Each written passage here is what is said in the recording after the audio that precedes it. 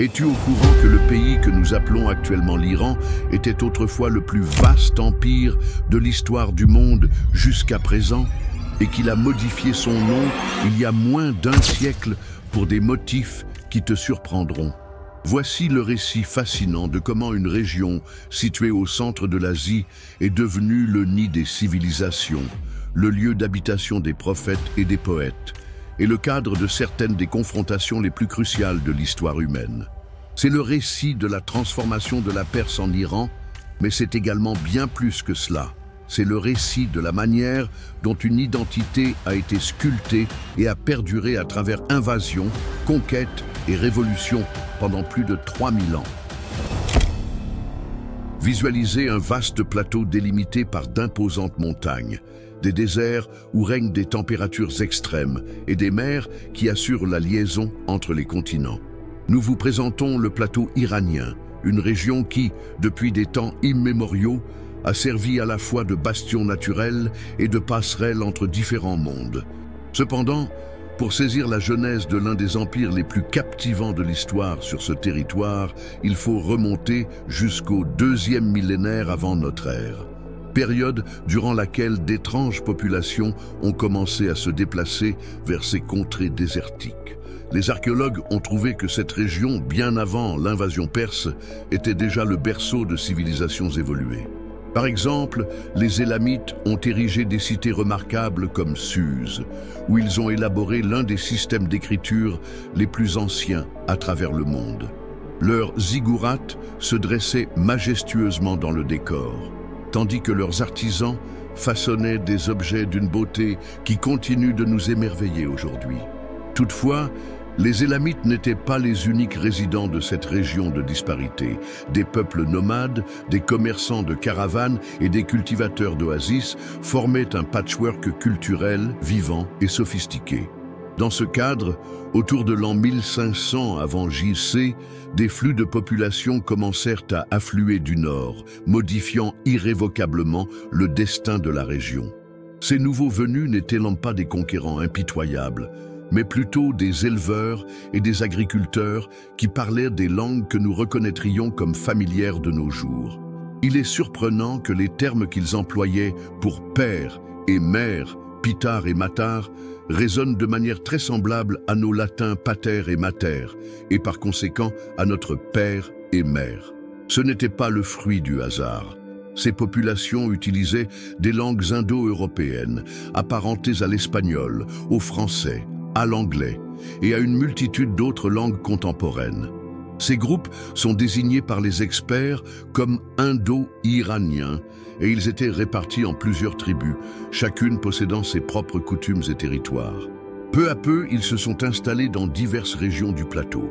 Certains ont pris la direction de l'Est, vers ce qui correspond actuellement à l'Afghanistan et à l'Inde. D'autres ont choisi de demeurer sur le plateau central. Deux groupes se démarqueraient particulièrement parmi ceux-ci.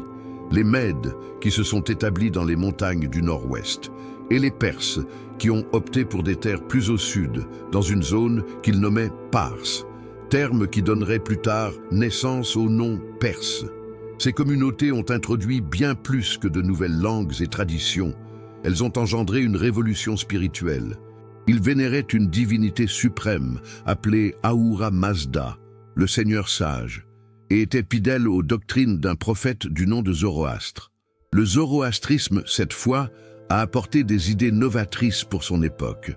Le bien et le mal considérés comme des forces universelles en lutte, la liberté de choix humaine pour décider entre les deux, ainsi que l'annonce d'un jugement ultime où régnerait la justice. Ces notions qui nous paraissent courantes aujourd'hui représentaient des idées véritablement novatrices il y a 3000 ans. Et leur impact dépasserait largement les limites de l'Iran pour toucher le judaïsme, le christianisme et l'islam.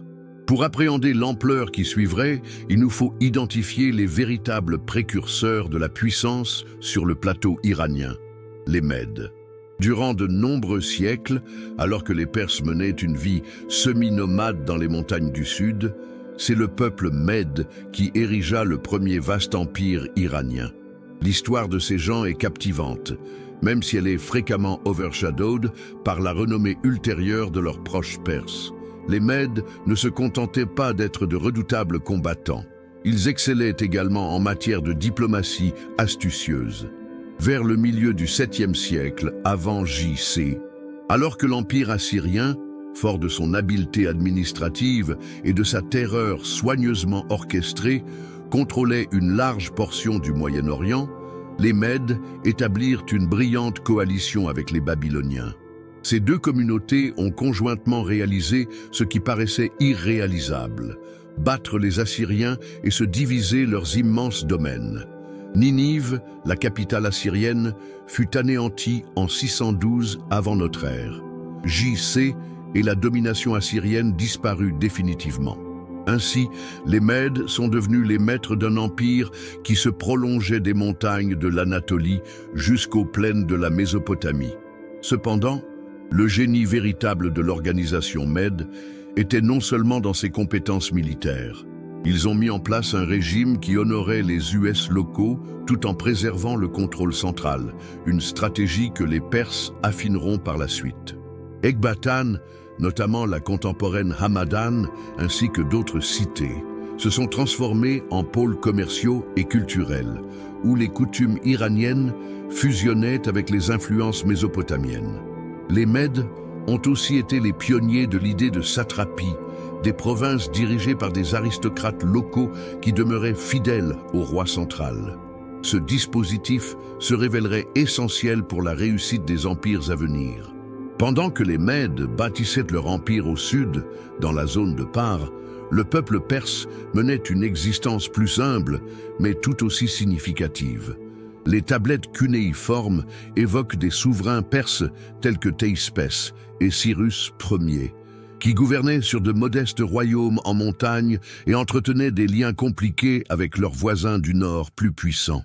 Durant de nombreuses générations, les Perses ont été des sujets des Mèdes, acquérant auprès d'eux les compétences en matière de gouvernance et de combat, tout en forgeant aussi leur propre identité culturelle distincte. L'événement marquant s'est produit lorsque le trône perse fut occupé par un jeune prince du nom de Cyrus, qui serait plus tard reconnu comme Cyrus le Grand. Cyrus, à la différence de ses prédécesseurs, ne s'est pas contenté d'être un roi de vassalité. Approximativement vers 550 avant J.C., au cours de plusieurs campagnes militaires réussies, il parvint à triompher de son beau-père Astiage, qui était le dernier souverain des Mèdes. Cependant, ce qui est captivant, c'est que contrairement à la destruction du système Mède ou à l'humiliation des vaincus, Cyrus a réalisé quelque chose de novateur pour son époque. Il affirma que la victoire était le désir des dieux, autant du côté des Mèdes que des Perses, se posant en tant qu'héritier légitime des deux coutumes et conservant de nombreux nobles Mèdes à des postes influents. Cette décision de Cyrus n'était pas uniquement pragmatique, elle faisait également preuve de vision. En regroupant les Mèdes et les Perses sous un même règne, il n'a pas seulement donné naissance à une armée renforcée, mais a aussi instauré un modèle de tolérance et d'inclusion qui deviendrait la signature de l'Empire perse. Les Mèdes, loin d'être rayés de l'histoire, sont devenus des collaborateurs subalternes dans un projet impérial qui s'apprêtait à transformer le monde. Les documents grecs postérieurs continueraient à évoquer les Mèdes et Perses en tant que groupe unique, admettant tacitement que l'empire en cours de constitution était le résultat de la combinaison des deux traditions. Si l'on devait déterminer le point précis où l'histoire mondiale a basculé, on pourrait indiquer la date à laquelle Cyrus le Grand a opté pour une méthode de construction d'empire plus efficace que la terreur et la dévastatie. À l'époque, les forces perses se tenaient à la porte de Babylone, alors la plus vaste et la plus opulente cité du monde connue. Tout autre envahisseur de cette période aurait saccagé la ville, ruiné ses sanctuaires, exilé ses habitants et imposé sa religion et ses traditions. Cependant, Cyrus a fait quelque chose qui a étonné aussi bien ses adversaires que ses propres généraux. Il est entré à Babylone en se présentant comme un libérateur, plutôt qu'un conquérant.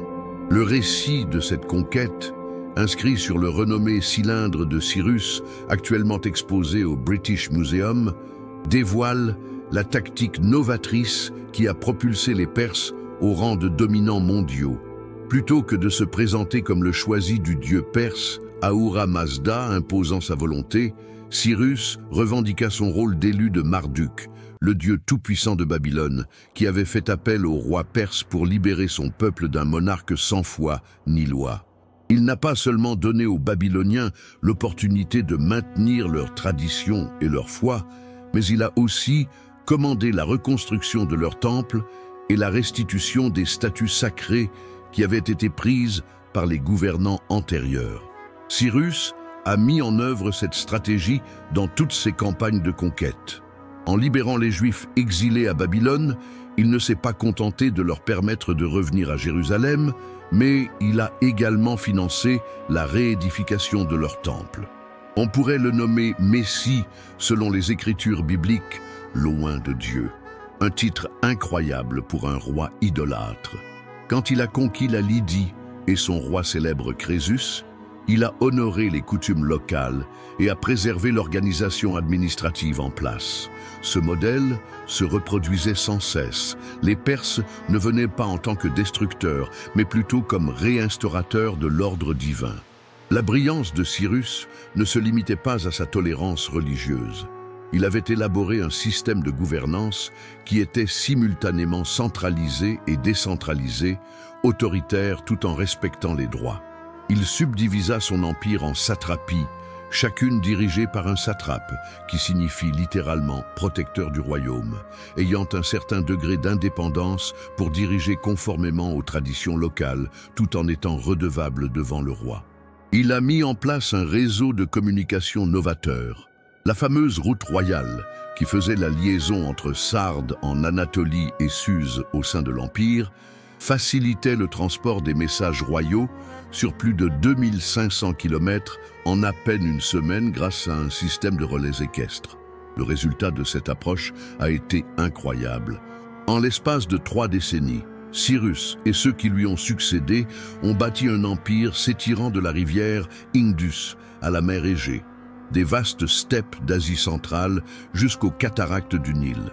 Il s'agissait d'un empire englobant près de 40% de la population mondiale de l'époque, regroupant sous une même autorité des peuples aussi variés que les Grecs d'Anatolie, les Juifs de Palestine, les Égyptiens du Nil, les Babyloniens de Mésopotamie et les Bactriens d'Asie centrale.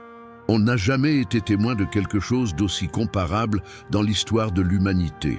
Ce qui est vraiment impressionnant, c'est que cet vaste empire a réussi à rester cohérent, non pas par la crainte, mais grâce à quelque chose de bien plus fort, l'avantage réciproque.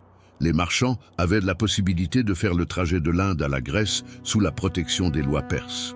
Les artisans avaient la possibilité d'exercer leur métier partout dans l'empire, en mettant en œuvre leurs méthodes et leur style.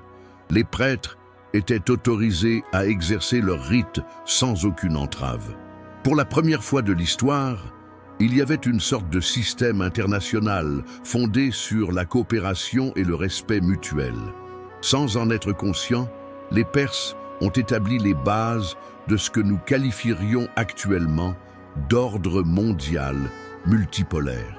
Cette ouverture d'esprit et cette appréciation de la diversité n'était pas simplement une tactique politique. Elle traduisait un aspect fondamental de l'état d'esprit perse, influencé par le zoroastrisme. Le concept qu'Ahura Mazda représentait la vérité et la justice, tout en ayant la capacité de se révéler à travers diverses traditions de foi, engendrait une perspective du monde intrinsèquement inclusive. Les Perses ne se percevaient pas comme des souverains des peuples qu'ils dirigeaient, mais plutôt comme les protecteurs d'un équilibre universel où chaque culture détenait sa position légitime. Cette vision, avant-gardiste pour son époque, contribue à clarifier le triomphe exceptionnel de l'Empire perse, ainsi que son empreinte pérenne dans l'histoire de l'humanité. Le décès de Cyrus le Grand a eu lieu en 530 avant JC, vers 300 avant JC. Et en combattant les tribus nomades aux confins de l'Empire, aurait pu marquer la fin du rêve perse. Les empires antiques avaient rarement la capacité de perdurer après le décès de leur fondateur charismatique. Cependant, ce qui a suivi a prouvé que les Perses avaient établi quelque chose de plus durable qu'un simple royaume personnel. Ils ont construit un système gouvernemental capable de se développer et de s'améliorer. Darius Ier, également connu sous le nom de Darius le Grand, a été celui qui a porté ce système à son apogée. Son règne de 36 ans a radicalement changé notre perception de l'administration impériale. Darius n'accéda pas au trône sans difficulté. Quand Cambyse II, le fils de Cyrus, trouva la mort dans des conditions énigmatiques suite à sa victoire en Égypte, l'Empire entra dans une crise de succession risquant de provoquer sa désintégration. Un individu énigmatique dénommé Gaumata, revendiquant l'identité de Bardiya, le frère de Cambyse, avait usurpé le trône et initié des réformes radicales qui perturbaient l'équilibre social au sein de l'Empire. C'est à ce moment-là que Darius, un noble perse de la famille royale, a monté une conspiration avec 6 autres nobles perses dans le but de renverser l'usurpateur. L'histoire dramatique est relatée par la fameuse inscription de Behistun, qui est gravée sur une paroi rocheuse de 100 mètres. Celle-ci est écrite en 3 langues, vieux perse, élamite et babylonien. Une fois solidement établi au pouvoir, Darius a prouvé qu'il était non seulement un homme politique ingénieux, mais également un visionnaire en matière d'administration.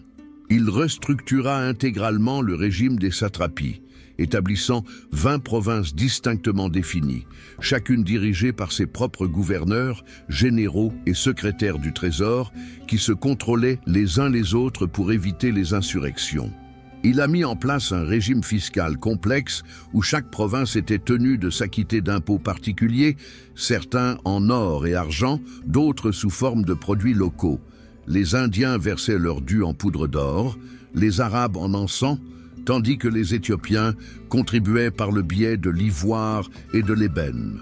Non seulement ce système soutenait l'administration impériale financièrement, mais il établissait aussi un réseau d'interdépendance économique qui consolidait l'unité de l'Empire. La construction d'une infrastructure impressionnante par Darius pour assurer l'unité de son immense empire fut encore plus remarquable. Il a développé la route royale en un réseau de communication reliant les grandes villes de l'Empire, comprenant des voies pavées, des ponts en maçonnerie et des gîtes pour les voyageurs. Il a mis en place un système postal si performant que les correspondances pouvaient parcourir la distance de Suse à Sardes en seulement 1 semaine, une rapidité qui n'a pas été observée avant l'époque moderne. Il instaure un régime monétaire commun, basé sur le daric d'or, qui est devenu la première devise à usage mondial de l'histoire. Les marchands indiens avaient la possibilité de mener des transactions en Égypte en se servant de la même devise qu'ils employaient à Babylone ou en Anatolie. Toutefois, l'œuvre la plus remarquable de Darius pourrait être l'édification de Persépolis, la cité qui incarne le plus fidèlement la majesté et l'ambition cosmopolite de l'Empire perse. Elle n'était pas juste une capitale.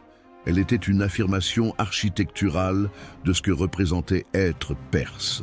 Les bas-reliefs de Persépolis illustrent une parade sans fin de nations de l'ensemble de l'empire connu. Scythes, Indiens, Arabes, Grecs, Arméniens, Bactriens, chacun transportant les biens les plus précieux de ces régions en offrande au grand roi. Cependant, ils ne sont pas dépeints comme des esclaves abattus, mais plutôt comme des envoyés dignes de pays prospères qui prennent part volontairement à un ordre mondial empreint de bienveillance. L'escalier principal de Persépolis pourrait être considéré comme la première illustration artistique qui valorise la diversité culturelle comme un vecteur de force plutôt que de division. Si l'Empire perse était demeuré limité à l'Asie, nous n'aurions peut-être pas entendu parler de lui aussi fréquemment. Cependant, il semblerait que le sort ait voulu que cet empire oriental entre en relation directe avec une série de cités-États grecs, situées à l'autre bout du monde connu, possédant des conceptions bien différentes de la politique, de la société et de la liberté. Le choc entre ces 2 univers, l'oriental et l'occidental, l'impérial et le démocratique, le hiérarchique et l'égalitaire, donnerait naissance à certaines des batailles les plus célèbres de l'histoire et produirait des récits qui continuent d'influencer notre perception du conflit entre Orient et Occident. Tout a débuté avec une incompréhension culturelle, vers 500 AV J.C. Les cités grecques situées sur la côte d'Anatolie, qui avaient été intégrées à l'Empire perse sous Cyrus le Grand, ont fait sécession face à la suprématie perse. Selon la perspective perse, ces cités étaient des entités rebelles qui enfreignaient les accords et compromettaient la stabilité de l'Empire. Selon la perspective grecque, ce étaient des cités indépendantes qui combattaient contre la tyrannie orientale. Quand Athènes et Érétrie apportèrent leur soutien aux insurgés et prirent part à l'incendie de Sardes, le chef-lieu de la satrapie de Lydie, Darius considéra cela comme une déclaration belliqueuse de la Grèce continentale. La réaction perse a été à la fois massive et soigneusement orchestrée. Darius dépêcha des émissaires dans l'ensemble des cités grecques réclamant terre et eau, symbole de soumission, et une multitude de ces villes, réalisant l'impossibilité de résister à la puissance de l'empire le plus fort du monde, capitulèrent sans violence. Cependant, Athènes et Sparte ont répondu de façon spectaculaire aux requêtes perses. Les Athéniens ont fait tomber les émissaires perses dans un puits, tandis que les Spartiates les ont précipités d'une falaise. Ces actions, qui peuvent nous paraître cruelles à présent, représentèrent la ferme volonté des Grecs de maintenir leur indépendance coûte que coûte. La première mission perse, menée par Mardonius en 492 avant notre ère, la campagne de Xerxès contre les Grecs, qui avait débuté en 480 AV J.C., s'est soldée par un désastre quand une tempête a ravagé la flotte perse près du mont Athos. Cependant, Darius n'a pas laissé le découragement l'emporter. Il a envoyé une autre expédition dirigée par Artapherne et Datis qui ont atterri dans la plaine de Marathon à seulement 42 km d'Athènes. Ce qui s'est produit dans cet endroit a modifié la trajectoire de l'histoire. Sous la conduite de Miltiade, les Athéniens mirent en place une stratégie astucieuse. Ils consolidèrent leurs ailes et laissèrent le centre perse fort détruire leurs rangs avant de resserrer l'étau et encercler l'armée perse. Selon Hérodote, la victoire des Grecs à Marathon fut totale et inattendue. 6400 Perses auraient perdu la vie contre seulement 192 Athéniens. Marathon n'était pas la conclusion, mais le début d'un affrontement encore plus grandiose. Darius est décédé en 486 avant Jésus-Christ. Alors qu'il planifiait une troisième expédition, Gike est décédé et son fils Xerxès Ier a hérité non seulement du trône, mais aussi de l'ardent désir de revanche. L'envoi de Xerxès en 480 avant J.C. Selon les sources grecques, sans doute amplifiées, l'armée qui a défilé à Sardes en 401 AV était la plus imposante jamais observée dans l'Antiquité. Elle comptait pas moins de 1,7 million de soldats recrutés dans toutes les régions de l'Empire. L'armée était tellement vaste qu'elle a nécessité 7 jours et nuits pour traverser l'Hellespont sur un pont de barque. L'étonnante hétérogénéité de cette troupe était manifeste. Elle regroupait des immortels Perses vêtus de leurs tuniques ornées, des archers scythes des plaines, des éléphants de guerre indiens, la cavalerie bactrienne, l'infanterie égyptienne et les marins phéniciens. La bataille des Thermopyles est devenue le symbole de la lutte occidentale contre l'oppression orientale. Quand Xerxès a envoyé des envoyés à Léonidas de Sparte pour qu'il rende ses armes, la réponse du roi spartiate avec les célèbres paroles « Molon Lab, viens les prendre » reste dans les mémoires. Durant une période de 3 jours, 300 Spartiates et des milliers d'alliés grecs tinrent tête à l'assaut de l'ensemble de l'armée perse dans le resserrement étroit des Thermopyles. Malgré leur défaite finale due à la trahison d'un habitant grec qui a révélé aux Perses une voie pour contourner leur position, leur résistance héroïque s'est transformée en un emblème indélébile de la bataille pour la liberté. La triomphe perse aux Thermopyles s'est avérée être une victoire à la Pyrrhus. Il a coûté trop de temps et de troupes, transformant ainsi les Spartiates décédés en martyrs pour la cause grecque. Il semble que l'histoire ait parfois un sens de l'ironie.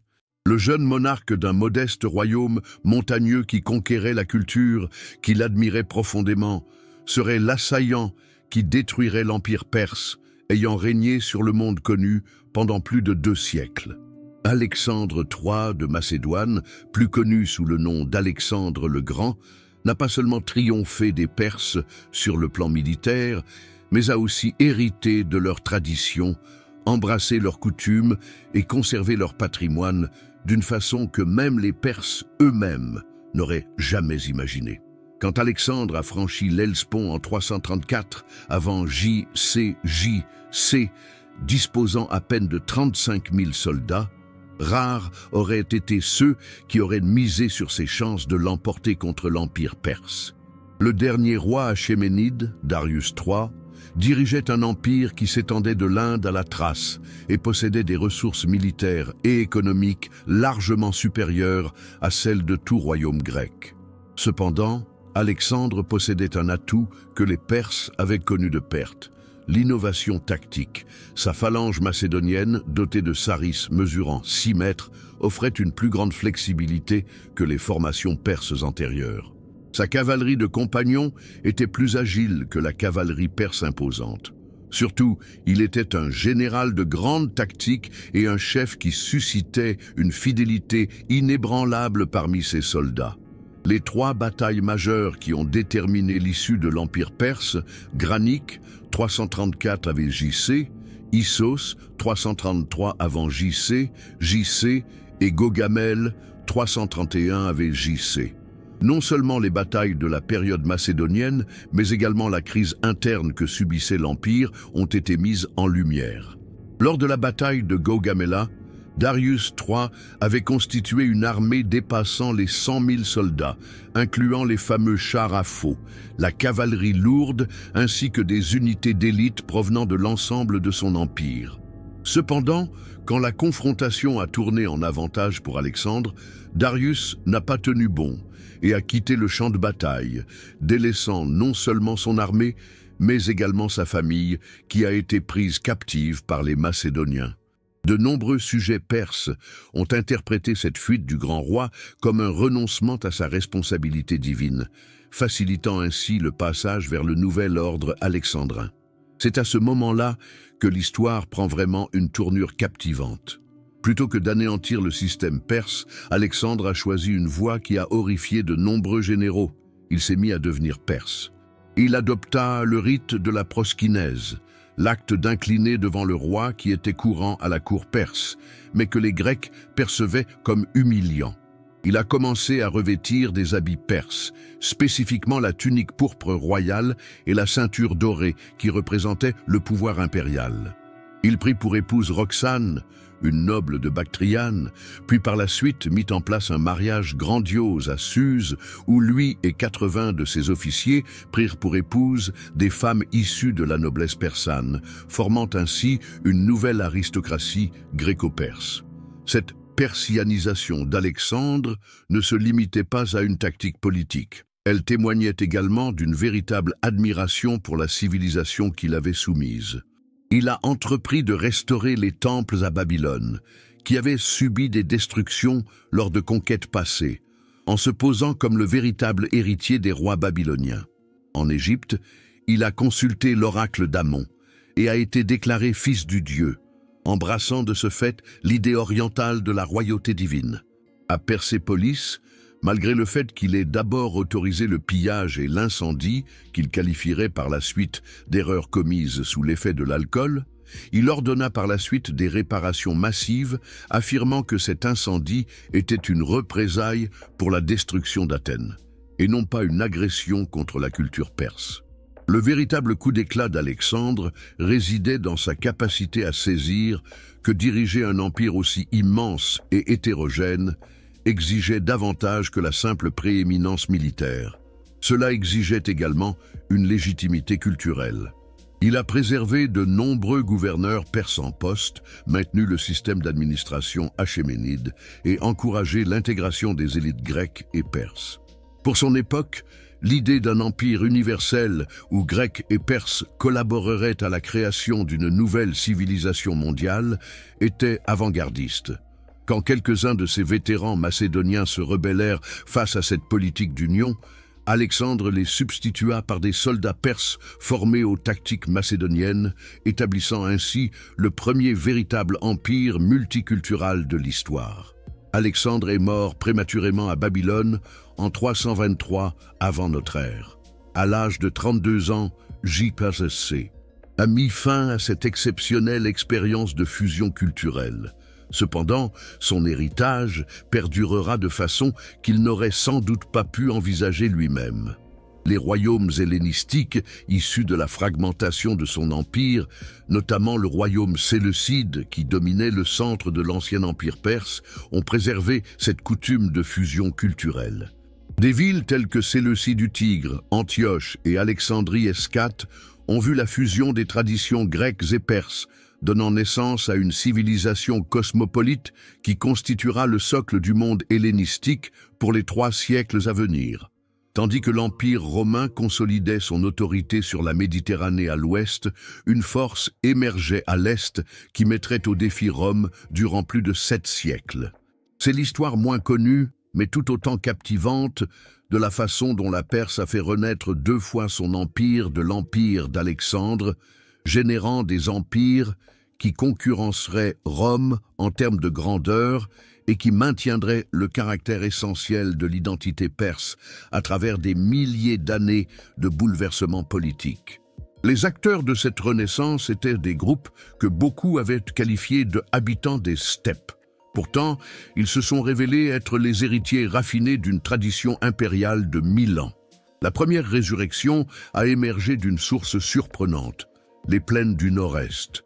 Originellement tribus nomades en lien avec les Scythes, les Parthes avaient été intégrés à l'empire achéménide en tant que sujet distant. Cependant, au beau milieu du IIIe siècle avant notre ère, sous la conduite d'Arsas Ier, ils ont commencé leur expansion vers le sud, tirant profit de la faiblesse du royaume séleucide qui était en possession des territoires orientaux laissés par Alexandre. Ce qui avait débuté comme des raids de pillage s'est peu à peu évolué en conquête durable. Pour l'année 141 avant notre ère, à l'époque de JC, les Parthes avaient pris Séleucie du Tigre, la principale capitale hellénistique, et s'étaient déclarés les successeurs légitimes du grand empire perse. Les Parthes excellaient dans une forme de combat qui inspirait la terreur chez leurs adversaires, le tir à l'arc à cheval. Ces cavaliers étaient capables de décocher des flèches avec une exactitude mortelle tout en galopant à vive allure.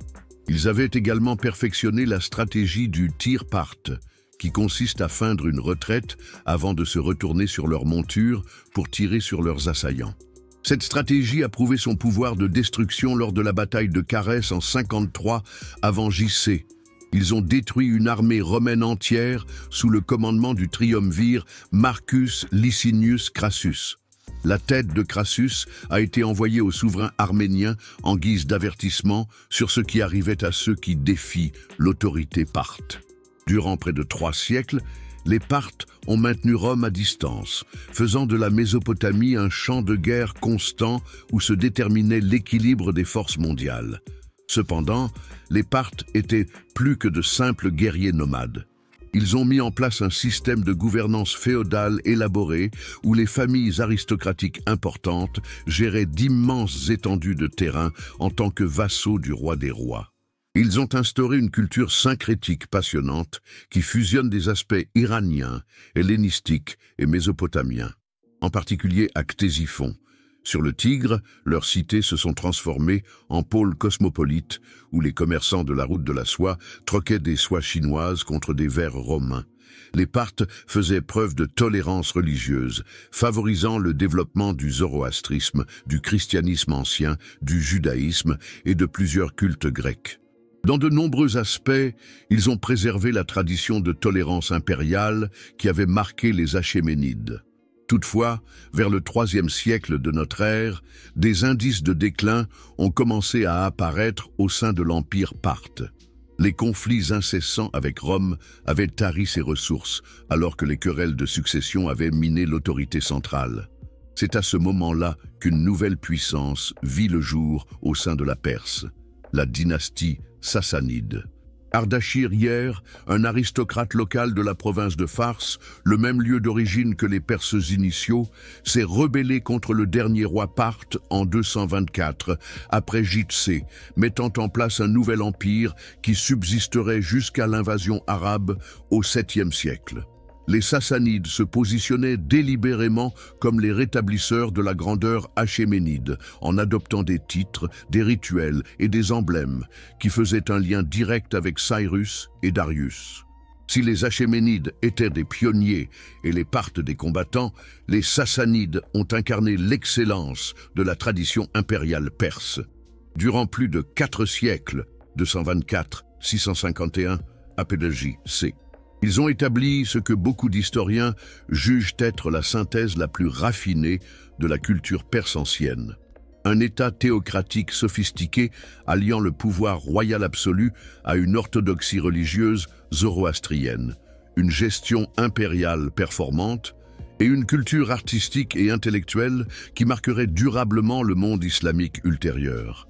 Sous la domination sassanide, la Perse a non seulement regagné son statut de puissance mondiale, mais a aussi élaboré une identité culturelle qui perdurerait au-delà de la dynastie.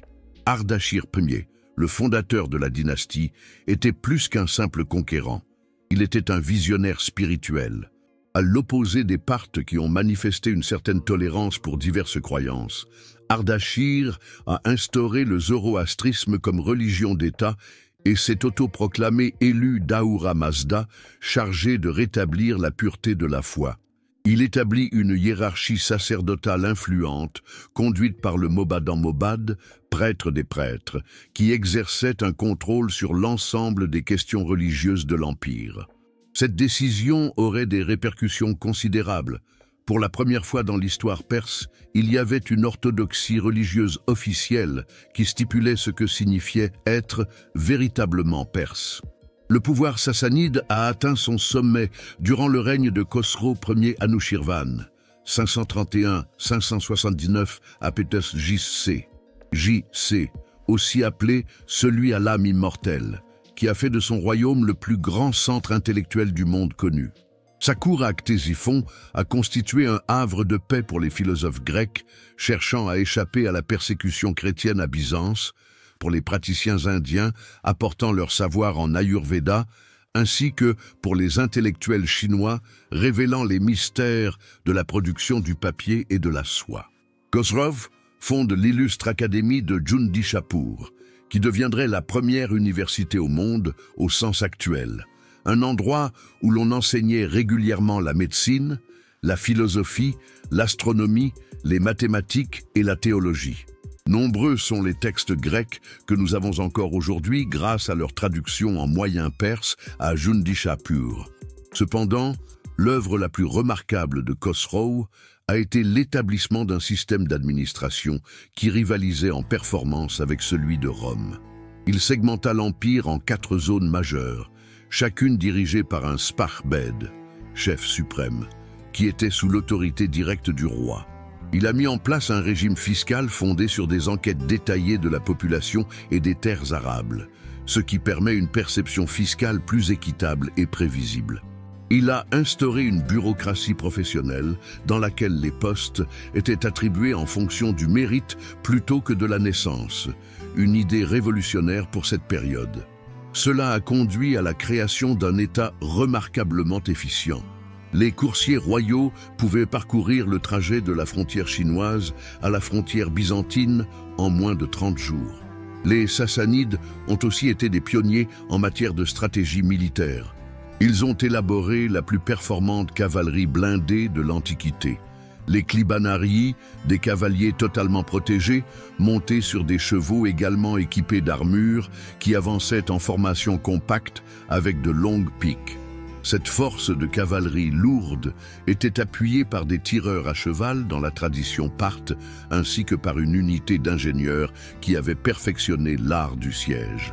Grâce à ces capacités, les Sassanides ont non seulement fait obstacle à toutes les invasions romaines, mais ils ont aussi conquis de nombreuses régions byzantines, parvenant même jusqu'aux murs de Constantinople. Toutefois, l'aspect le plus pérenne de l'héritage sassanide réside dans sa synthèse culturelle.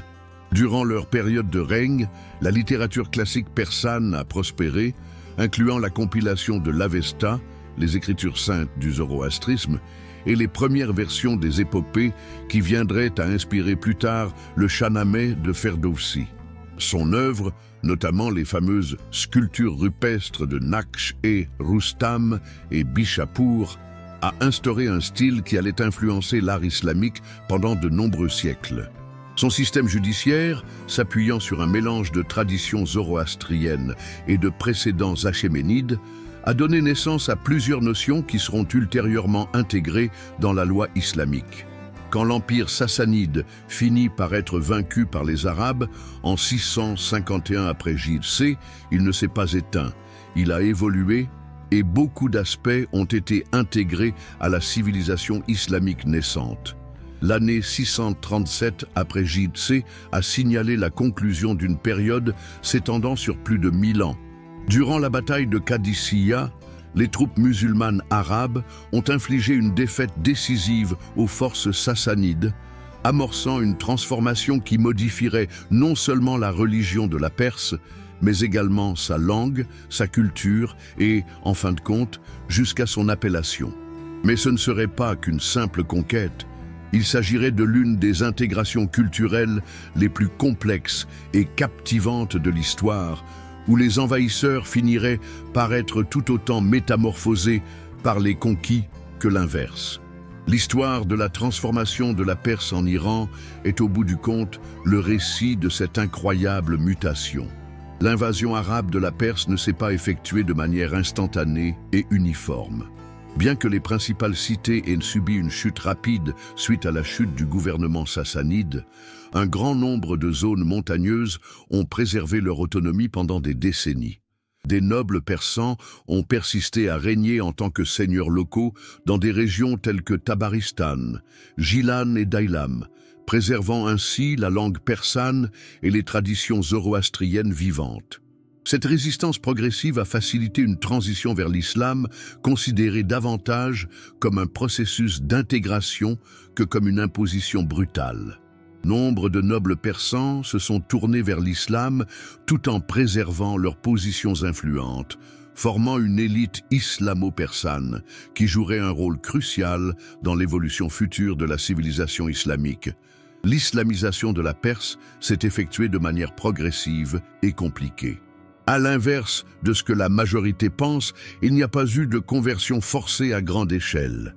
Les Arabes considéraient le zoroastrisme comme une religion du livre, autorisant ainsi les zoroastriens à conserver leurs croyances en s'acquittant d'un impôt spécifique, la jizya. Au cours des 2 premiers siècles de la domination arabe, il est probable que la plupart de la population persane soit demeurée zoroastrienne. L'adoption de l'islam a été progressivement incitée par des bénéfices socio-économiques. Les musulmans bénéficiaient d'une imposition réduite, avaient un accès privilégié aux emplois gouvernementaux et pouvaient s'impliquer pleinement dans la société cosmopolite naissante. Au cours du Xe siècle, bien que la majorité des Perses se soient tournés vers l'islam, ils ont modifié la religion au fil du processus. Les Perses n'ont pas simplement reçu la culture arabe passivement, ils ont joué un rôle actif dans l'élaboration de la civilisation islamique. De nombreux éminents penseurs de l'islam classique, tels qu'Al-Bukhari, réputé pour avoir compilé le hadith le plus respecté, Al-Razi, médecin de renom du monde médiéval, Al-Biruni, précurseur de la méthode scientifique, et Ibn Sina, Avicenne, dont l'œuvre médicale a été enseignée en Europe durant 6 siècles, étaient d'origine persane. Les Perses ont élaboré la coutume de la falsafa, philosophie islamique, conçu la poésie mystique soufie et instauré un grand nombre d'établissements éducatifs qui marqueraient l'univers islamique. Dans de nombreux aspects, les Perses ont persanisé l'islam, tout autant que l'islam a islamisé la Perse.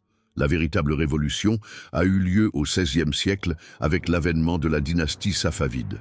La décision de Shah Ismaïl Ier, le fondateur de la dynastie qui a établi l'islam chiite comme religion d'État, a radicalement modifié l'identité de la Perse. Cette décision n'était pas uniquement dictée par des considérations religieuses, elle était également influencée par des facteurs géopolitiques. Les Séfévides avaient pour nécessité de se distinguer aussi bien de l'Empire ottoman sunnite à l'ouest que des Ouzbeks sunnites à l'est. En embrassant le chiisme, ils ont façonné une identité nationale unique qui fusionnait l'héritage persan ancien avec une vision spécifique de l'islam. Cet assemblage chiite-persan s'est transformé en fondement de l'identité moderne de l'Iran. Mais la question qui nous a conduits ici reste, quand précisément Perse s'est-elle transformée en Iran? La réponse met en lumière l'une des ironies les plus captivantes de l'histoire contemporaine. Durant des siècles, les résidents de la région utilisaient indifféremment ces deux dénominations. Le terme Iran dérive du vieux perse Arianam, signifiant terre des Ariens, une expression qui remonte à l'ère achéménide. Le terme perse dérive du grec Persis, initialement désignant uniquement la province de Fars, mais il a été élargi par les étrangers pour faire référence à l'ensemble de l'Empire. Durant plus de 1000 ans, le pays était désigné sous le nom de Iran, dans les écrits persans. Le Shahnameh de Ferdowsi, rédigé au XIe siècle, mentionne sans cesse l'Iran et les Iraniens.